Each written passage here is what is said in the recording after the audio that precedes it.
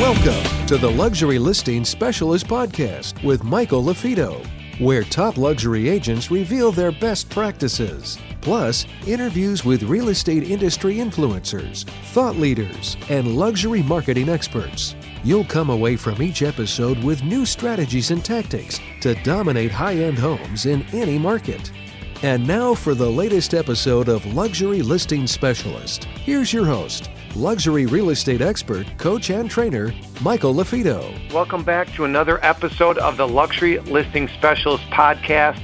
I'm your host, Michael LaFido. You're in the right spot if you are a beginning agent, you're a top rock star agent, you're a veteran, you want to break into selling luxury, or you're a seasoned luxury agent.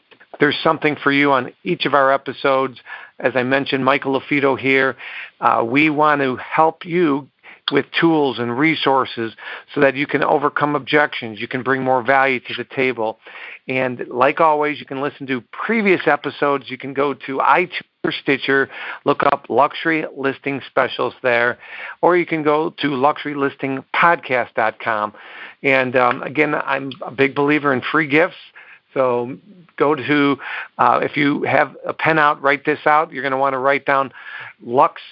You're going to type in Lux, L-U-X-E. You're going to want to text Lux to 72,000. So on your smartphones, type in 72000 and text the word Lux, L-U-X-E to it, where I'm going to give you 3 bonus items, including an ultimate listing blueprint, video checklist, and 3-part video series.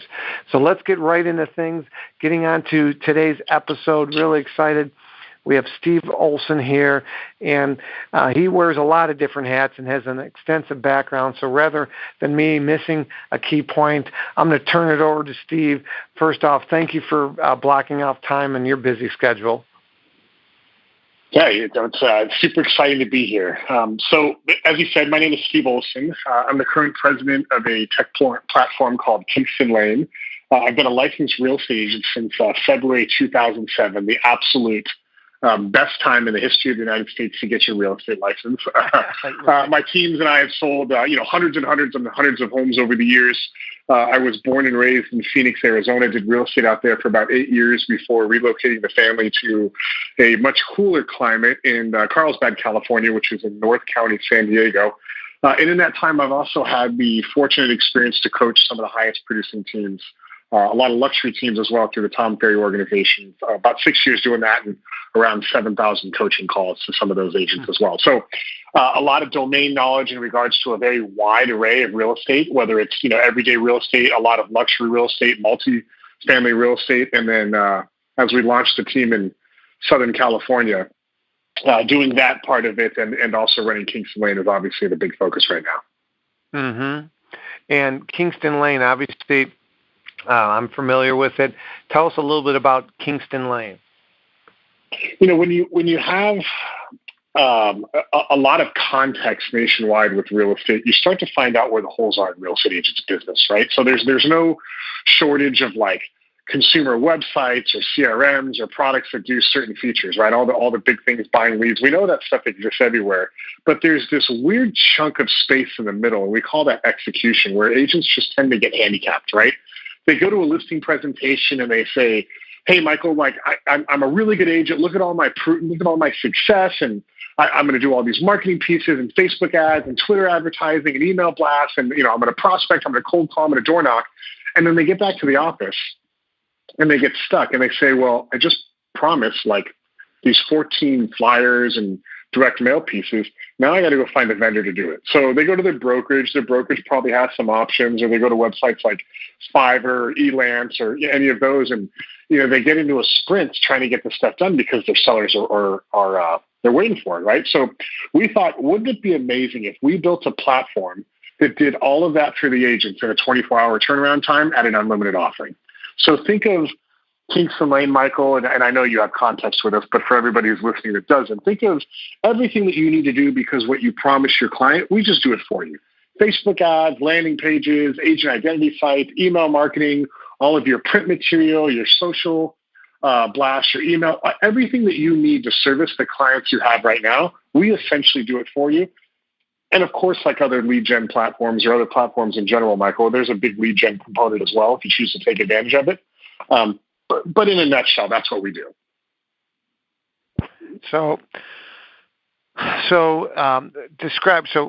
talk to me a little bit about that. I'm curious. Obviously, I know these answers, but the audience doesn't. So when you're talking about lead generation, Facebook ad, if I'm with XYZ Realty, like, let's focus on that. Like, what will your staff, your team, give us resources?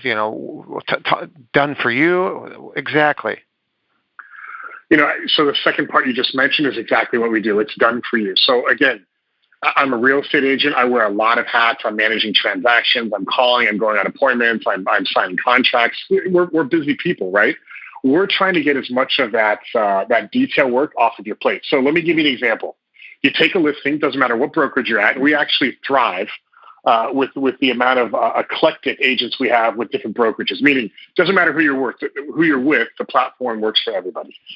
So you take a listing, you tell your seller, I'm going to run some social media traffic to it, and like I said, you get back to the office, and now you're like, well, I don't know what headshot I'm going to use, and photos, and what page, and who do I send it to, and how much do I spend, and what ad account do I like? There's all these things they start thinking of, and then nothing happens because they just get paralyzed.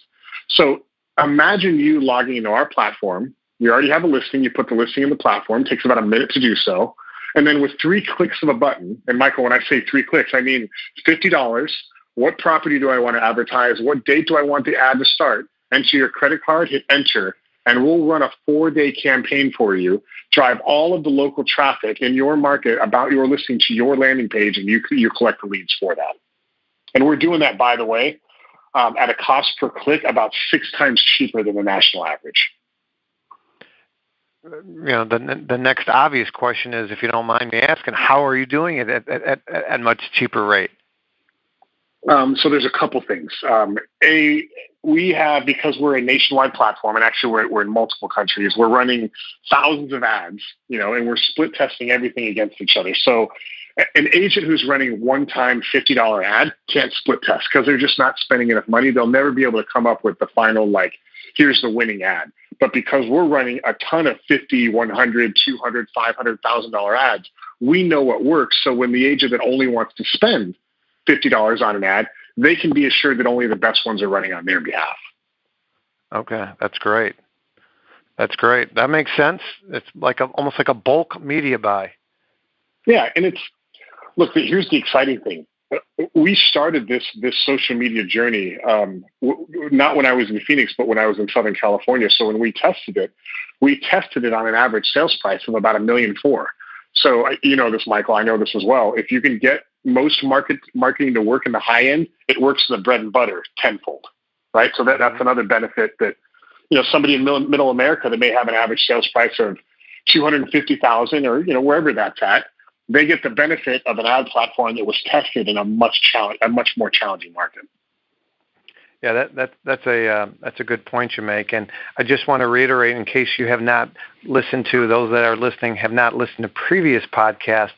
The luxury is all relative. So here at the luxury, during our certifications, we define luxury homes for your given market, whatever the average sale price is. So in market, the $50,000. Well, we would define luxury home pricing at $750,000 or above, and a notch below luxury home pricing is what we call high-end homes. So high-end homes, we define as 2 times whatever the average sale price is. So, it's average sale price is $250,000. High-end home prices start at $500,000, so 2 times that number, and luxury is 3 times that number. So it's all relative because I do trainings all across the world, and I have some people say, "Well, Mike, you show us those multi-million-dollar properties, but we don't have those here, and we barely have $2 million homes." Well, I'd say it's all relative. Your average sale price. I did one recently in $165,000 average sale price. So in that case, luxury would be around $500,000 and above. So I'm glad you brought that up. But you guys tested in all markets, especially in those upper end markets. Yeah, there's not. I mean, look, there's no silver bullet with advertising. You know this, right? There are some campaigns when it comes across my desk and the team will say, "Hey, we're thinking about testing this. What do you think?" And I'll look at it and I'll say, "Oh my gosh, that's amazing. We should push this today." And for one reason or the other, it doesn't work. And there are others, Michael, when we run and I'm like, "Yeah, well, let's see how it goes."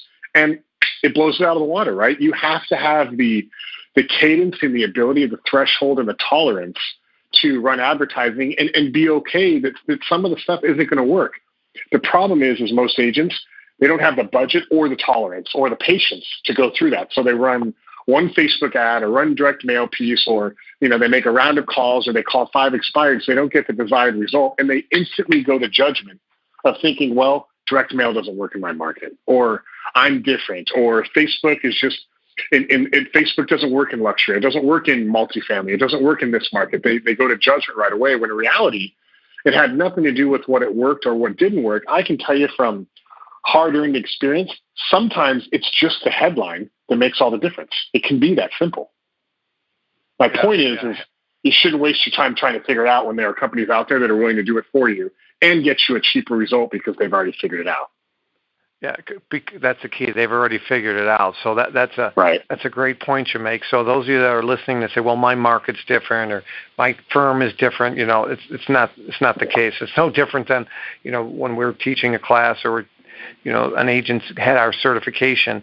I know it works with the veteran agent, the rookie agent, the agent that's with, the Sotheby's or the Christie's, or the agent that's with the little independent. And I know it's the same for you guys. Now, you've coached how many teams or agents? You threw out a statistic earlier when you were with Tom Ferry. I'm going to tell you the total number of coaching calls is it's north of 7,000. For the last 3 years, I was an exclusive team coach, and what that meant is I coached team leaders and their teams for productivity. There was about 17 in any given time that I coached at one time. A good portion of them were in the nation's top 250. So these are not teams that are selling 50 homes a year. These are high-powered, well-oiled, operation-driven teams. So a lot of success. And that gives me a lot of benefit too, because I know it works, right? I know that when a team does something and they have ultimate success, we can document that. And I know it doesn't work as well. So it's just as much as I would believe that we give as coaches, we also receive from that as well. So I'm eternally grateful for that opportunity. Oh, that's great. And so before I ask you some questions about luxury and your finger on the pulse and what you're seeing, trends, et cetera, you talked about teams, and the primary thing that you help coach is help them with productivity. Now, I know I'm going to ask you to give you a Cliff Notes version, give us a Cliff Notes version, a condensed version. But if you were to say, and I'm hitting you up, you're not prepared probably for this, but I'm sure you know it on the back of your hand. If you were to say, what were 3 things that teams, because some of our listeners are team leaders, some want to grow a team, what would be 2 or 3 things that you'd recommend to anybody listening from a productivity standpoint that you consistently saw that agents and teams weren't very good at, but once they implemented or got better at, there was a direct correlation of quality of life and increase in production? Yeah, so there's a lot, right? Super loaded question, and probably one of the funnest questions I get asked is, essentially what you're asking is what makes the difference between the teams that tend to have obscene growth and make all the money versus the ones that just really can't get launched, right? So the first thing I would write down, and this is probably a core foundation, that even as a single agent, if you have no desire to grow a team, and I believe that, teams are definitely one of the biggest things that everybody's talking about right now. If you have a desire to be a single agent, there's still a lot of money ahead of you. I don't think that those days are over by any means. I think you really got to take full ownership of leverage, and I'm sure we'll talk about that on the podcast. But if you're looking to grow a team, you absolutely 1,000% cannot afford to hire anybody that is not 100 or 1,000 or 10,000% in line with your goal. Meaning, if you're a team that generates, and I'm just going to give you an example, Michael. If you're a team that generates a big portion of your business by circle prospecting or calling expireds or, cold calling multifamily, or, maybe you're an opportunistic luxury team and you're just calling for off-market deals. You want to run an off-market luxury team and you hire people that are afraid of the phone, your team is not going to take off. If you're somebody who works online leads and you hire somebody who's not ferocious on follow-up, your team's not going to take off. A lot of people get into real estate, and I'm just going to call this out because we all know it's true. They get in because, I like people, I like homes, I want a flexible schedule, the commission checks are big, I think I can do well. And there's nothing wrong with that. But if you don't understand how to curb that mentality, we get humbled really quick. I think we've all been through those times in life when you realize, like, okay, this is not going to be as easy as I thought it was going to be. But if you hire people that are outside of what the team goal is, you are going to struggle, because team leaders have this weird disease where we think we can fix people, and not that we can't, but it's a lot easier to hire people that are already on the same mission as you are. So that would be number one. You got to hire people that are aligned with your goals. Any feedback before I get to number two? Sounds simple enough, but that in itself, I mean, so hiring right and firing quickly probably. But as far as hiring right, like what kind of tools and resources assist you with that? Is it do you do DISC personality at the very basic, and then what are some more advanced ways that you can hire the right person that's aligned with your goals? Well, listen, I mean, there's the easiest hiring technique, or one of the easiest things that you can pay attention to is their job history, right? If you're looking at too many team leaders are focused on, will you join my team? Not, can I hire the right talent? They're too busy selling why their team is worthy of joining, not are they actually hiring talent. So again, if I'm hiring sales agents, I want to make sure that you don't learn what it's like to be a commissioned sales agent on my team. You should have learned that a long time ago, especially if you're on a luxury team, because, Michael, as you know, higher end clients, I wouldn't say they're necessarily any harder to deal with, but there definitely is an expectation to where they don't have any tolerance of like wasted time or lack of knowledge or hold on, let me get back to you. They just don't tolerate it as much as, some of the other price points do. So that's not necessarily something you can learn on the job. You've got to learn that before. So number two, in regards to why a lot of teams don't take off, we talked about the mission. We talked about getting people in line. The other thing is you have to know exactly who you serve, right? Some of the teams that I know struggle the most is they try to be everything to everyone. And I know you talk a lot about, like becoming a specialist and really taking ownership of not only like what type of product you sell, but where that product is. Again, you need to hire people that are in line with that as well. They need to work the area you want to work. They can't be intimidated by doing that. And I want to talk about, like, when you said hiring earlier, you guys all should have some level of litmus test for people that are coming on your team. Like, call it a probationary period, right? You're going to have to get really comfortable pivoting on the phone. When you're in the car, you're having a bad day, you didn't get that listing, and the phone rings, it's a potential buyer for a $2 million listing. You've got to be able to convert that lead right then, just as easy as when that call comes in and you're fully prepared sitting at your desk, like at a level 10, because you're hydrated, you're rested. Like, you've got to be able to perform in equal opportunities in both of those situations, right? So you should have some level of testing, probation, something like that when somebody comes on your team, to where you should be able to fish that out in the first 15 days. One of the exercises that an early coach that I had, Michael, taught me to do is that when we hire an agent, we give them a list of 100 old registrations. These are leads that for one reason or the other, the team hasn't converted over the past couple of years. And they call with a really simple script of, hey, my name is Agent X. I'm calling on behalf of Steve Olson. Listen, he asked me specifically to reach out to you to see if you guys were still in the market to buy a home, or if maybe you'd already made the purchase. And I just want to see them do it 100 times. I don't need to witness them actually making those calls. And to let you in on an insider secret, Michael, what I'm looking for, I don't care actually how many appointments they said or how many people bought, or if they said yes or no. I don't care about any of that. The only thing that I care about is when they get done with those 100 calls is the emotion that's on their face when they complete. And in my experience, Michael, they've got one of two emotions. Number one, it's, oh my gosh, I'm so glad that's over. Man, that was brutal. Nobody wants to buy, and it's hot outside, and the market's, they start giving you all these excuses. Or you have the second person that says, wow, my results were X. That was amazing. Do you have more of these? Do you have more of these leads? I'm only looking for number two. Number one, I have no interest in joining with. Because if they can make an excuse up front, Michael, they can do it when they're with you as well. Mm-hmm. Well, that seems simple enough. I mean, because my initial thinking is if they make those 100 calls and they maybe have some kind of reaction like, well, that was brutal, but they ended with some kind of positive. I know my results are going to get better. And, something like, hey, I'm glad I got, stubbed my toe, so to speak, but I'm going to be confident the second time around. Is that someone that you're willing to work with where there was kind of negative, but they're at least optimistic as far as, hey, the results weren't great, but, hey, I know I'm going to do better? So that's a great question. I'm going to quote Gary Vaynerchuk on this. I'm going to tell you the answer is no, and I'll tell you why. You can't have agents on your team that are only happy when they get happy results. You got to have agents that are in love with the journey, because if their emotion is only attached to the outcome, you're going to have some significant ups and downs with the team. Okay, good point. Good point. I like it. So Gary V, spot on there. Yeah, got to love the journey, man. Enjoy the journey. I will tell you all, like this has happened to me. It's happened to everybody listening to this podcast. Real estate is not a 45-degree trending business. So it is not always going to go up 45 degrees, meaning the growth chart, right? There are going to be severe ups. There's going to be severe downs. We make the money that we make, or I should say we have the opportunity to make the money that we make because we're paid to negotiate our clients' emotions.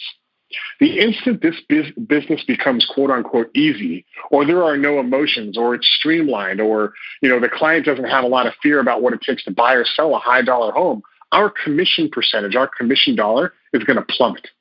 We're paid because we're the professional, being able to negotiate those emotions. Once that goes away, I know a lot of you guys are talking about commission compression right now. If that goes away, commission dollars will drop, just like they have in every other industry out there. So fall in love with the stress that we have in real estate, because the stress that we have justifies our commission checks. Hey there, it's Michael LaFido. Thanks again for listening to our podcast. If you are interested in signing up for our Luxury Listing Specialist certification, or if you want additional information on how you can dominate selling higher-end homes in your marketplace, make sure you go to luxurylistingspecialist.com. All right, so hire right, number one. Number two, hire right. Number two, you got to track everything. Michael, I could go hours with you on this, because if it's one thing that I could tell you, set the teams that were doing 80 deals a year and 800 deals a year, the 800 deal teams, in most cases, they've learned to track everything. They know what works, and they're willing to cut right away what doesn't. And that goes for, you could take out the deal count and you can put in sales volume. This applies to the smaller teams selling 40 homes a year with an average sales price of $3 million. These aren't easy numbers to hit, right? But when you track and you know what works and you double down on what works and you cut what doesn't, that's where growth happens. Tracking the numbers. Not just goal setting, but what are you wasting money on? What are you wasting time on? Productivity from the agents, prospecting, lead generation, conversion, all of the above, right? Yeah. And, that's one of the things that we really teach in our trainings is helping agents work smarter, not harder, helping agents increase their average sale price. I believe there's 3 ways for an agent to make more money over the next 12 months. And to keep it really simple, sell more homes. Number 2 would be get rid of waste, not just things that you're spending money on that aren't returning a great, a net on your return, but trimming away fat, but also protecting your fee. Because I've found when I speak across the country, I see agents selling high-end homes, unfortunately, compete by lower fee. The common listing commitment in the market is X. They're cutting their fee to Y to try to compete. And I believe if you have the tools and the resources and you're going to position the home more effectively and do a better job negotiating, you shouldn't be cheaper than the going rate. If anything, you should charge a premium because you give better service and, more importantly, the sellers net more money. And so that's number 2. So number 1 is sell more homes, which doesn't always mean more work. If you can increase your conversion, you go on 10 appointments, you land 7 listings out of 10. Well, if we can get you to 9 out of 10, those would be more opportunities, more listings. As I said, number 2 is trim away fat and be more profitable per transaction. But number 3, which I think is the lowest hanging fruit, would be increase the average sale price of a home you represent. And so you hit the nail on the head. Doesn't mean you got to sell 800 homes a year. There's some teams selling 30, 40 homes, but if the average sale price is high, they might net at the end of the day the same as a team that's selling 400 homes a year.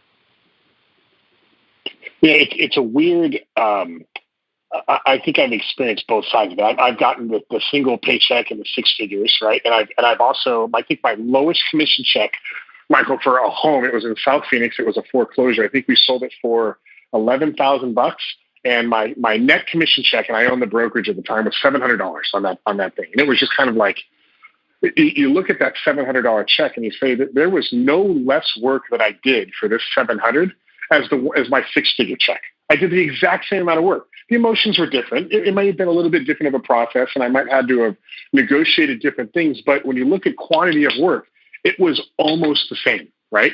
And I would argue it was probably just as stressful, right? So if you're thinking about, and I don't know what percentage of these listeners, Michael, are listening to this because they're considering getting into the luxury market. I'm assuming there's a fair percentage. The only way you can do it is just to do it. And then you get those first couple deals under your belt, and you just kind of go to that realization of like, wow, there's some areas in my life where I need to level up on. But overall, it's fairly the same process. I hear agents all the time, especially from a coach, Michael. They're like, I've been selling real estate for a few years, and I really want to move into the high end, but I drive a Honda Accord, or I want to work, this area in Phoenix called Arcadia. And the average sales price in Arcadia is $2.1 million, and I only live in a $300,000 home. Or, like they I don't wear these type of suits, or I don't have this shoes, or I feel like I need to get an iPad because if I don't, like, there's all these. I need this before I feel worthy enough to talk to a luxury client. And here's the harsh reality: most of them, not all of them. Most of them know, when I say them, I mean the clients that we work with. Most of them know what it's like to build a business. They know what it is to cold call. They know what it is to grind. They know what it is to start from zero. They know the hustle. They understand and they respect that. And they understand that not everybody is at that point yet. What they have no tolerance around is lack of knowledge, lack of domain expertise, all of that stuff. If you have all of that, all the other things that agents think they're getting held back by, I promise you, they'll go by the wayside. Some of my most successful mentors that I look up to and get a lot of advice, they're not driving Bentleys. They wildly have the money to do it. They can have their own jets. They don't. So you don't have to live the lifestyle that you sell. And I want to make sure I'm really clear on that. Could it be a benefit if you did? Yeah, probably, but it's not a requirement. You can have just as much success either which way. Steve, that's awesome. So to kind of recap what you talked about there, you said number one, hire right. Okay, so you make sure you want to hire right and be quick to fire, if I heard you correctly. Number two is track your numbers, conversion, understand the analytics behind things, because you could waste a lot of time, energy, and money on bad investments and bad team members. And number three is you don't have to live the life of your client, correct? 100% spot on. Yeah. So, managing your client's expectations is important, and that's a big part of it. So really, great information there. So why don't we move on and talk a little bit about, your experience with these luxury teams and trends and what are you seeing from, 5 to 10 years ago in the luxury space and what expectations from a seller are then to what are you seeing, what expectations are of a seller today. So, let's first start with, trending. Where do you think, you have a finger on a large pulse, not just, in your marketplace in the Carlsbad area, but where are you seeing, based on talking to clients to Kingston Lane or, your experience as an agent with Berkshire, what are you seeing as far as, in the U.S. right now in the luxury space? Is it trending more, buyer market, seller market? I know it's all specific to specific markets, but from a 10,000-foot view. Well, you did a good job really in the podcast explaining the ultra premium versus high end and then bread and butter, right? So I think that in most markets, the high end is still holding strong, right? There's still a decent amount of demand in that marketplace. And just to give you some clarity and context around Carlsbad, our average sales price is just above $1 million. Anything single family home that's you know, 2,100 to 2,800 square feet is going to float somewhere around on the low end 950, high end 127, 13 maybe at the top. Even here, like that difference between 125 and 132, there's a big gap in days on market, right? So once you get into that 1.3 number, it starts to slow down a little bit. And everything's relative, right? Because we're used to these numbers historically where it's like I put a listing online and, you know, in 3 days I got a couple offers and now the seller has the upper hand. Those days are starting to go away, right? You're seeing that price point kind of come down with that opportunity. I think in Southern California, it's important because Carlsbad's kind of a unique market where the halfway point between San Diego and Orange County, you get into that 1.3, 1.4, 1.5 range. And now, you know, you've got some La Jolla options. You're still a little outside of Del Mar, but you can go into South OC. Like now your playing field opens up. Whereas at about $1.1 million, I would argue that we have some of the best real estate in Southern California in regards to a value perspective. So that's also a very local dynamic that we have to deal with here. Across the country, I think you can probably make the argument that the ultra premium across the board, the super unique stuff is selling, the well priced, the deals, the rehabs, the development opportunities are selling. A lot of turnkey stuff at market value that just doesn't really have a whole lot of significance. It's struggling right now. Mm-hmm. Mm-hmm. And, you know, it's interesting. You said the unique properties are selling because, you know, I'm seeing the polar opposite, you know, especially in the luxury space. So if you're in that real upper tier price point and it's so unique and it you know, it's not timeless classic, so to speak, I'm finding that those are the most difficult luxury properties that aren't selling right now because they're so taste specific. Yeah, and you know what? That's my mistake. I should have quantified how I define unique. I'm not talking about like this weird Victorian with a weird color palette and super unique furniture. That type of unique, like that's a very troubled listing right now. I agree with you 100%. I mean the ones that are done based on, you know, contemporary, modern is very big over here right now. So if it was done right and it's staged correctly and it's turnkey, in that retrospective of unique, those are the ones that are moving right now. So good call out right there because I want to make sure we're clear. Okay. Yeah, no problem. No problem. Well, that's, you know, so that's, you know, very similar to what I'm seeing as well. There is at every price point. That's the one thing that we teach at every price point. And agent numbers are all local, right? So you got to really own your numbers locally. So you got to know, hey, maybe overall you think it's a seller's market, but at some price point in every market, the shift occurs, Steve, from a seller's market to a buyer's market. Now, sounds like in your area that might be at the 1.3, 1.4. Well, you know, in the Chicagoland market, it's around the 650 price point in the suburbs. So it's relative to your market, and it's important for everyone that's listening that you really own your numbers because you might be on a listing appointment where the average sale price is $500, and you're on an appointment for a $1.3 million home, and maybe the shift occurs at $1 million where boom, at $1 million, it's definitely a buyer's market, year or years of inventory. And you're sitting down with a guy that says, man, I hear the market's hot, multiple offers. I say, yeah, overall, Steve, you're right. But unfortunately, in your price point, Mr. Seller, you know, you have 16 months of inventory, whatever that number is. And you have to be able to articulate it with good visuals and data. And it's really important. I can't hammer that point that agents really need to own your numbers, and you have to be able to articulate it in a simple way. And you need to know at what price point in your market the shift occurs from a seller's market to a buyer's market. Well, I think that, look, the art of selling luxury real estate, I know I've been caught in this, Michael, and I'm sure you have as well. We walk into that listing appointment and the seller knows more about their neighborhood than we do, right? That happens, you know, probably more often than not, especially now with the amount of data that's available online. It's not always about you directing the client of what they should know. Oftentimes, it's you being a good enough influencer or salesperson to find out, to get them to lay their cards on the table based on where their motivation is. And let me give you an example.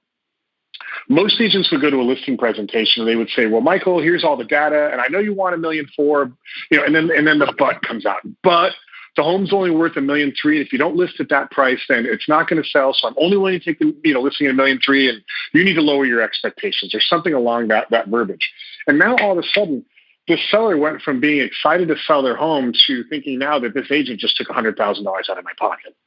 So there's a language opportunity that we need to shift with these opportunistic clients, and I'll talk about what an opportunistic client here is in a minute. You need to find out where they are first, because if you don't know where they are, you can't negotiate. It's like negotiating with with a client that didn't put a price on a contract. You can't do it, right? So you got to lead them to their plan B. And here's what that looks like. So, Michael, I know we didn't really talk about this before, but can we do a little role play with you really quick? Oh, please, yeah. Yeah, so you're the client. I'm the listing agent, and I'll assume that you want the home priced at 1.4, and somewhere in my warped perception, we're off on price, and I'm gonna talk you through that. Okay? Yeah. So, Steve, I'm glad you asked me what you think my home's worth. I'm thinking somewhere in that 1.4 range, just based on my research. Okay, cool. So I'm sure you have some math around that number. Do you mind sharing me where that came from? Yeah, the house down the street recently sold for 1.5, and my house is way nicer than that. So worst case scenario, I think 1.4 is pretty adequate. Another one sold for 1.3, and I know they had a pool and they had a 3-car garage, but man, my kitchen's way nicer than theirs. Okay, I see where you're coming from. So let me ask you a question. Let's say we go through our pre-launch strategy. It works. We get a whole bunch of traffic. The open house is a success. We have over 20 people in there. We get a lot of inquiries. We go to market. The advertising works. We're getting showings. And here we are. It's 60 days into the listing, and I don't have an offer above 1.4 for you. What's your plan B?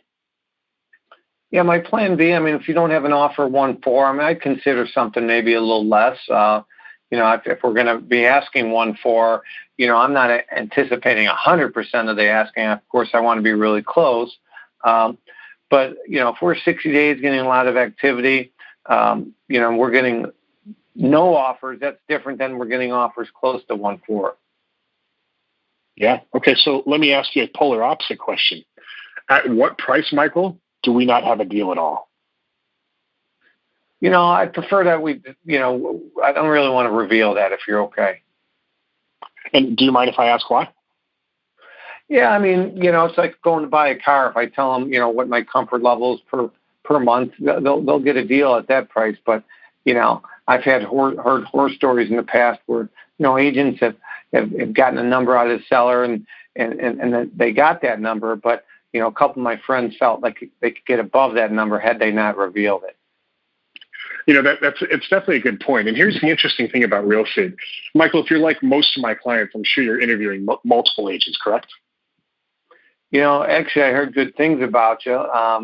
So right now, it's yours to lose. Okay, great. So let me tell you what the average agent's probably going to tell you. They're going to tell you something around the fact that your home is only worth what the highest buyer is willing to pay. You ever heard that before? Yeah, I have. It's actually not a true statement. And let me explain why. Your home is only worth what you're willing to accept. So when I ask you the question of at what price do we not have a deal, I don't ask you from the perspective of how far can I get you down? Because, Michael, as I'm sure you figured out, the more I sell your home for, the more money I make as well, correct? True. So you and I are actually attached to the very same outcome. I just want to know within what parameters I can play ball with. So I fully respect that you don't want to disclose that number. That won't affect my negotiation. That doesn't affect my strategy. I just want to know what the parameters I have to play ball with. Does that sound fair? Yeah, that sounds fair. So I'm going to stop right there. The whole purpose of that role play was one-fold. It wasn't to show you. By the way, I was a difficult seller on purpose. So you did good there, right? Okay. So that's good. I would actually tell you that in my experience, like it can get a lot harder than that. So thank you. I would say thanks for going easy.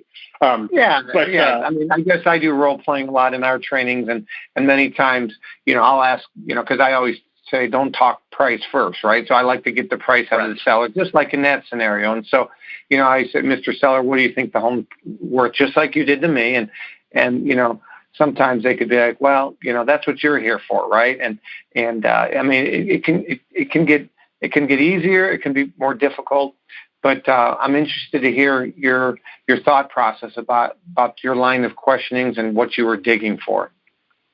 Well, you want to make sure that, and this goes to all real estate, you want to make sure that when it comes time to negotiate, you're negotiating what you should be negotiating.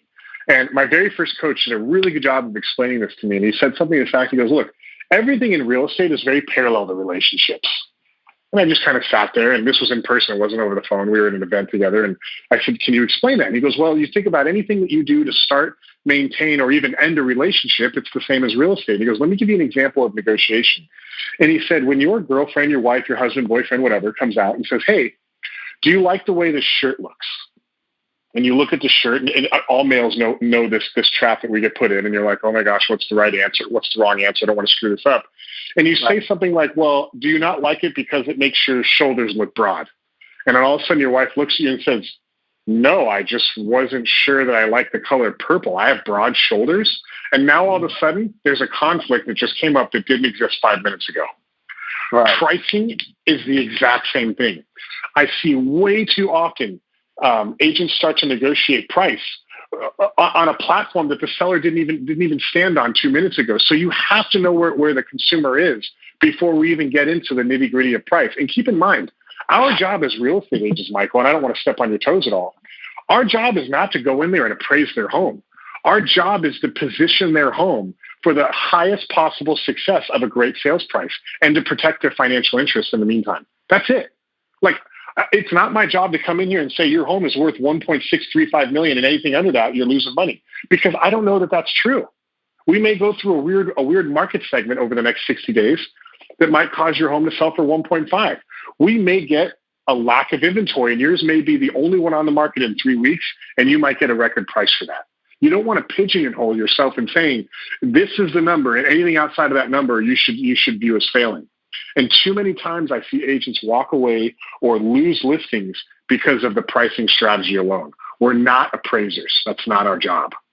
Yeah, I'm glad you used the word position because I'm a big proponent. I mean, I think that's one of our jobs. I think that's where real estate agents could really up their game and do a much better job of helping position a home more effectively and being able to articulate to the homeowner, you know, the benefits of that, right? So many agents don't know how to tell that seller that, you know, the odor of their dogs is going to be a turnoff, or, you know, their pink wallpaper or their breath or their landscaping.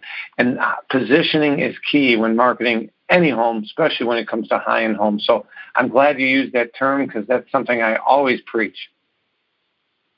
Yeah, I think another thing that will set you up for positive success in pricing is you have to get the seller's permission to be honest with them. And that really starts in the setup of the home, right? So when you're taking the tour of the home, some of you guys do it first, some of you do it in the middle, some don't. Like, there's no right way to do it, but you have to get that buy-in from the consumer and say, hey, look, from time to time, my clients lean on me on advice that I can give to best position your home, so that when the buyer walks through, they see themselves living here, not you living here. Is it okay with you if I tell you the steps I would take to achieve that?